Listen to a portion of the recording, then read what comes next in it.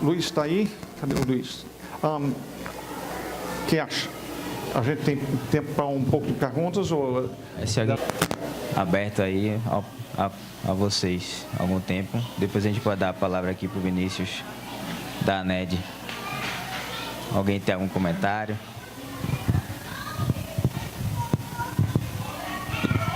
Boa tarde, Bruce. Obrigado pela palestra, gostei muito. Meu nome é Roberto. Queria fazer uma pergunta de ordem prática. O senhor disse que tem 10 filhos, né? E educou, pelo que eu entendi, a grande parte da vida deles em casa. Nós temos 3 e sentimos uma certa dificuldade com 3, né? E assim, como conciliar as diferentes capacidades de cada criança, as diferentes, os diferentes níveis de aprendizado com tantas crianças? Ou seja, no mínimo aí você tem pelo menos 10 anos de diferença entre o mais novo e o mais velho, no mínimo, né? Deve ser bem mais do que isso. Mas de ordem prática, como se faz? Muito boa a sua pergunta, Roberto. E eu acho que o melhor para responder isso aí é a minha esposa. Deixa eu só dizer que, em termos do nosso lar, eu fui o professor de matemática. Essa era a área em que eu sou forte. Eu sempre gostei muito da matemática e a minha esposa não entendia e não gostava da matemática, e ela então concentrava mais nas outras áreas. Mas vamos deixar ela responder aí. Nós entendemos a sua dificuldade. Pode ir. Obrigada. Tá ligado, eu também. Pode, se seus filhos estão mais ou menos da mesma idade, pode fazer uma só aula. Ensinar todo mundo ciência, todo mundo história.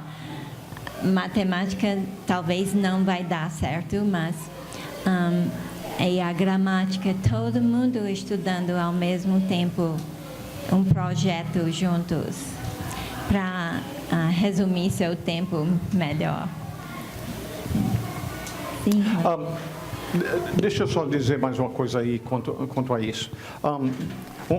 Uma coisa, eu já tenho o microfone aqui. Uma coisa que nós envolvemos em nossa casa, em termos da sua pergunta, é que os mais velhos muitas vezes ensinavam os mais novos. E entenda, quem ensina aprende, tá? Você tem que saber bem a coisa para poder ensinar a outro. Então, foi uma das coisas que nós utilizamos muito e com certeza foi para o bem deles. Sim. Quero agradecer. É muito bom a gente estar num lugar pela primeira vez e ouvir coisas que a gente casam com o nosso pensamento, né? E uma coisa que eu gostaria de falar com relação, assim, complementou o que eu penso, né? Eu sou pedagoga e ajudo muitas famílias aqui em Salvador que fazem o homeschooling. Famílias cristãs evangélicas. E nós percebemos algum tempo atrás, o ano passado, que exatamente o princípio do Senhor, né? É o princípio da sabedoria, é conhecer ao Senhor. E a base é essa mesmo. Mas existe assim, na nossa ênfase, na nossa vontade de ensinar o nosso filho em casa, às vezes a gente corre um risco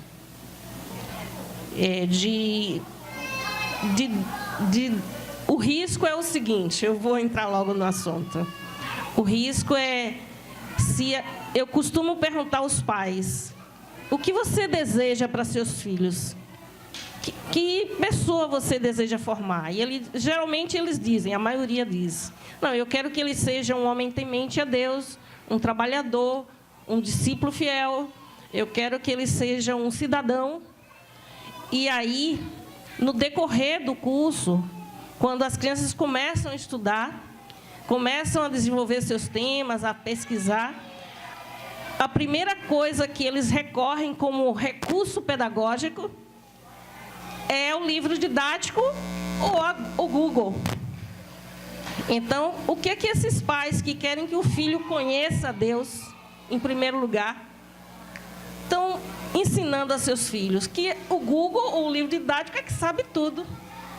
Então, se o princípio é esse, a primeira coisa que nós temos mudado agora, as orientações.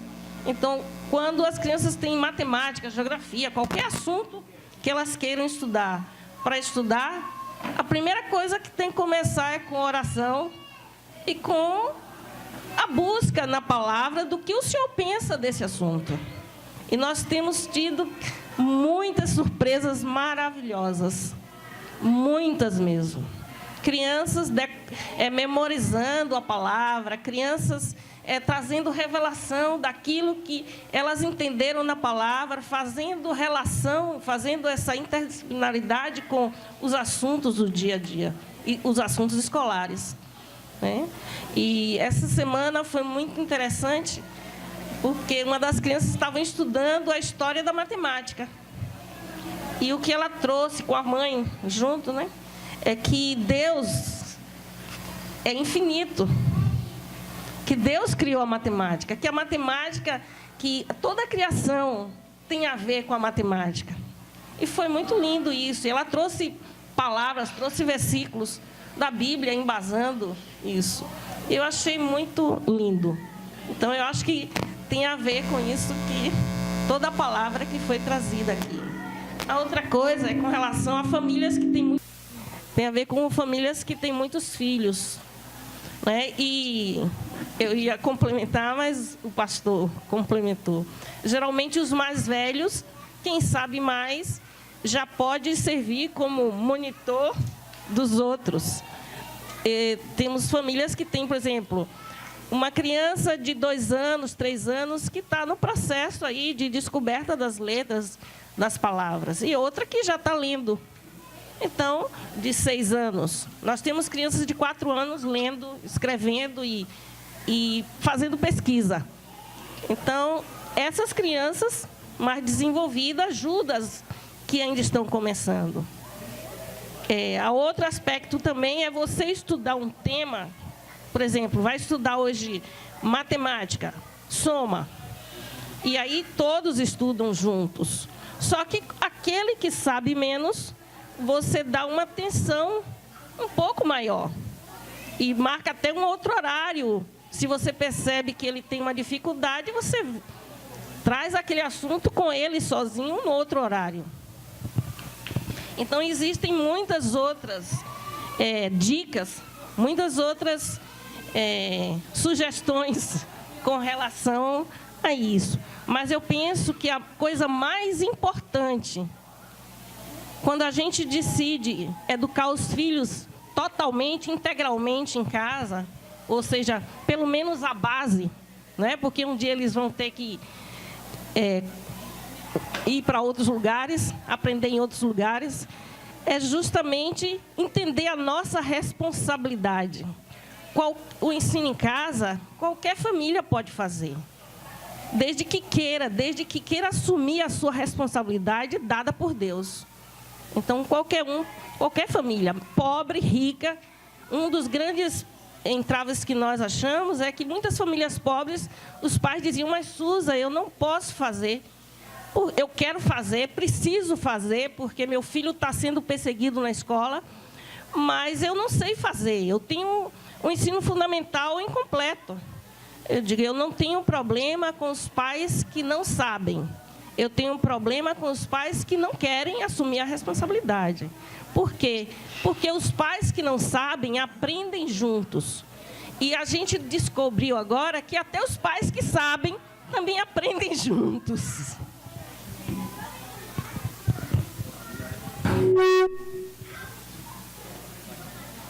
Obrigada, irmã. Uma coisa para lhe ajudar a primeira coisa que eu fiz foi ensinar meu filho a ler Então, depois ensinei ele a estudar, como estudar.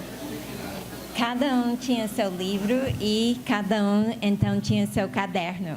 E eu ensinei ele como escrever seu nome, a data do dia, o assunto que ele estava estudando, e ler o capítulo e responder às perguntas daquele capítulo, criando nele a independência da mãe e a responsabilidade dele de fazer seus estudos. Mas tem que aprender a ler, então depois aprender a estudar. Ler o texto e procurar a resposta da pergunta. E então eu exigia deles não somente uma resposta, uma palavra, mas uma frase completa, para ajudar eles a desenvolver a linguagem.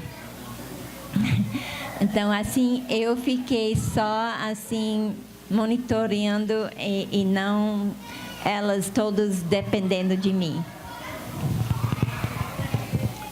Pois bem, agradeço a sua palavra aí, foi muito boa. Aliás, não é só crianças que dependem do Google, muitas vezes nós mais velhos fazemos a mesma coisa. Se a gente não cuidar, a gente busca a resposta lá e às vezes podemos acertar nisto, mas a autoridade mesmo é a Bíblia. Roberto, mais uma coisa que eu diria em relação ao que você falou é o seguinte: é bom que você que quer educar os seus filhos em casa compreendam uma coisa, e é isto: a atenção individual dos pais. Você muito mais rapidamente comunica e a criança aprende do que a criança no meio de um grupo de 30 pessoas, onde basicamente é um nível lá embaixo, e se o seu filho já é mais avançado, está ali aprendendo muito pouco. Também que no homeschooling a gente precisa ter paciência. Às vezes a gente tem um imediatismo com relação. Eu te passei o assunto, você já tem que entender. Acabei de falar. Como é que você não entendeu? Então a gente precisa também ter paciência, né? O assunto eu explico hoje, ele entendeu uma coisa, amanhã eu passo outro assunto, eu repito o mesmo assunto, ele vai aos poucos aprendendo. Às vezes a gente não entende e nem percebe quanto eles estão aprendendo, né? A gente vai vendo a evolução com o tempo passar. Então, é um processo que precisa ter muita paciência por parte dos pais da gente, né? Então, não perca a esperança. Eles vão... E é o que o pastor falou também, os velhos vão ajudando com os mais novos. Eu estou vendo isso com o Pedro agora. Pedro tem 9 anos e Giovana tem 4. Ela está nesse processo de aprender a ler e escrever. E aí o próprio Pedro, às vezes, senta com ela, vai lendo os livros, e aí ela vai lá repetindo, aí ele vibra lá junto com ela quando ela fala certo. Então, esse é um processo que vai se construindo junto, né? Então, mas não espere uma resposta o tempo todo imediatas, né? A aprendizagem é uma evolução contínua, né?